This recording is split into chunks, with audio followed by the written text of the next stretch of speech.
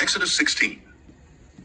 On the 15th day of the second month after they had left the land of Egypt, the whole congregation of Israel set out from Elim, and came to the desert of Sin, which is between Elim and Sinai.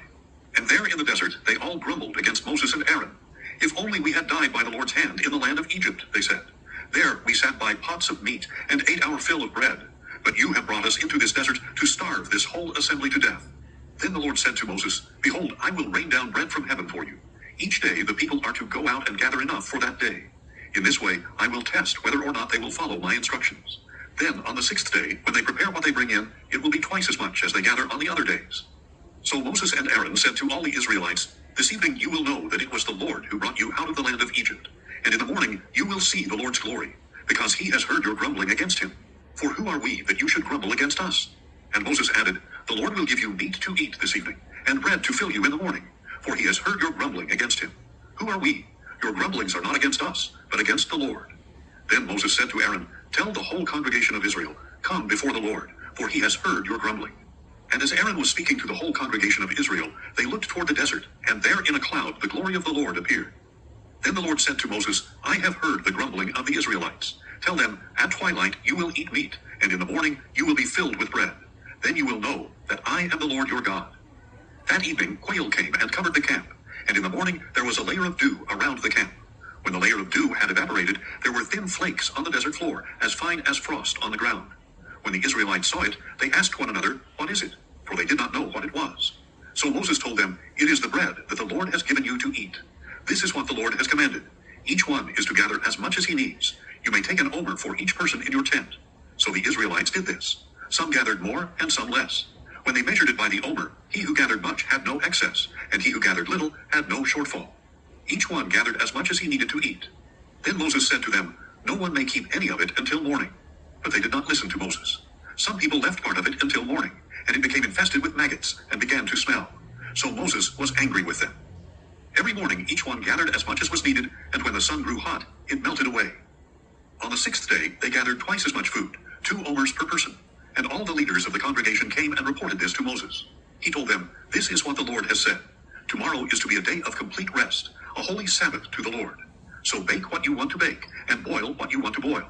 Then set aside whatever remains, and keep it until morning. So they set it aside until morning, as Moses had commanded, and it did not smell or contain any maggots. Eat it today, Moses said, because today is a Sabbath to the Lord. Today you will not find anything in the field. For 6 days you may gather, but on the 7th day, the Sabbath, it will not be there. Yet on the 7th day some of the people went out to gather, but they did not find anything. Then the Lord said to Moses, How long will you refuse to keep my commandments and instructions? Understand that the Lord has given you the Sabbath. That is why on the 6th day he will give you bread for 2 days. On the 7th day everyone must stay where he is. No one may leave his place. So the people rested on the 7th day. Now the house of Israel called the bread manna. It was white like coriander seed, and tasted like wafers made with honey. Moses said, This is what the Lord has commanded. Keep an omer of manna for the generations to come, so that they may see the bread I fed you in the wilderness when I brought you out of the land of Egypt. So Moses told Aaron, Take a jar and fill it with an omer of manna. Then place it before the Lord to be preserved for the generations to come. And Aaron placed it in front of the testimony, to be preserved just as the Lord had commanded Moses. The Israelites ate manna 40 years, until they came to a land where they could settle. They ate manna until they reached the border of Canaan. Now an omer is 1/10 of an ephah. Exodus 17. Then the whole congregation of Israel left the desert of Sin, moving from place to place as the Lord commanded. They camped at Rephidim, but there was no water for the people to drink. So the people contended with Moses, Give us water to drink. Why do you contend with me? Moses replied. Why do you test the Lord? But the people thirsted for water there, and they grumbled against Moses. Why have you brought us out of Egypt to make us and our children and livestock die of thirst? Then Moses cried out to the Lord, What should I do with these people? A little more and they will stone me. And the Lord said to Moses, Walk on ahead of the people, and take some of the elders of Israel with you. Take along in your hand the staff with which you struck the Nile, and go. Behold, I will stand there before you by the rock at Horeb. And when you strike the rock, water will come out of it for the people to drink. So Moses did this in the sight of the elders of Israel. He named the place Massah and Meribah, because the Israelites quarreled, and because they tested the Lord, saying, Is the Lord among us or not? After this, the Amalekites came and attacked the Israelites at Rephidim. So Moses said to Joshua, Choose some of our men and go out to fight the Amalekites. Tomorrow I will stand on the hilltop with the staff of God in my hand. Joshua did as Moses had instructed him, and fought against the Amalekites, while Moses, Aaron, and Hur went went up to the top of the hill. As long as Moses held up his hands, Israel prevailed, but when he lowered them, Amalek prevailed.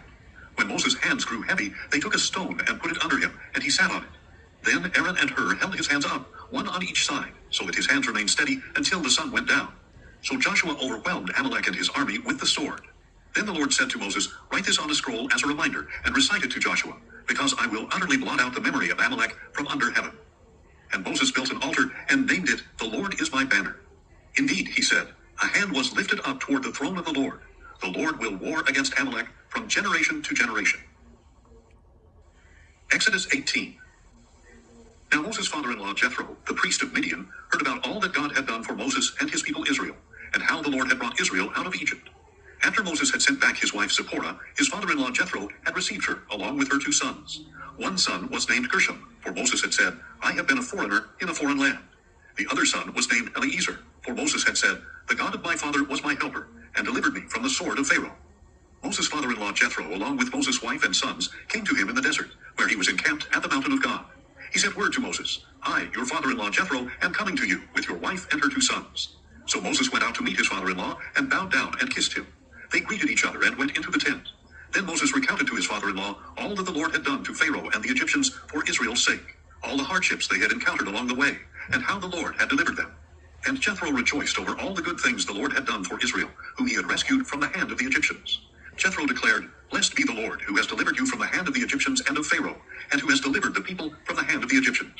Now I know that the Lord is greater than all other gods, for he did this when they treated Israel with arrogance." Then Moses' father-in-law Jethro brought a burnt offering and sacrifices to God, and Aaron came with all the elders of Israel to eat bread with Moses' father-in-law in the presence of God. The next day Moses took his seat to judge the people, and they stood around him from morning until evening. When his father-in-law saw all that Moses was doing for the people, he asked, "What is this that you are doing for the people? Why do you sit alone as judge, with all the people standing around you from morning till evening?" "Because the people come to me to inquire of God," Moses replied. "Whenever they have a dispute, it is brought to me to judge between one man and another, and I make known to them the statutes and laws of God." But Moses' father-in-law said to him, "What you are doing is not good. Surely you and these people with you will wear yourselves out, because the task is too heavy for you. You cannot handle it alone. Now listen to me. I will give you some advice, and may God be with you. You must be the people's representative before God, and bring their causes to him. Teach them the statutes and laws, and show them the way to live and the work they must do. Furthermore, select capable men from among the people, God-fearing, trustworthy men, who are averse to dishonest gain. Appoint them over the people as leaders of thousands, of hundreds, of 50s, and of 10s. Have these men judge the people at all times. Then they can bring you any major issue, but all minor cases they can judge on their own, so that your load may be lightened as they share it with you. If you follow this advice, and God so directs you, then you will be able to endure, and all these people can go home in peace." Moses listened to his father-in-law and did everything he said. So Moses chose capable men from all Israel, and made them heads over the people as leaders of thousands, of hundreds, of 50s, and of 10s. And they judged the people at all times. They would bring the difficult cases to Moses,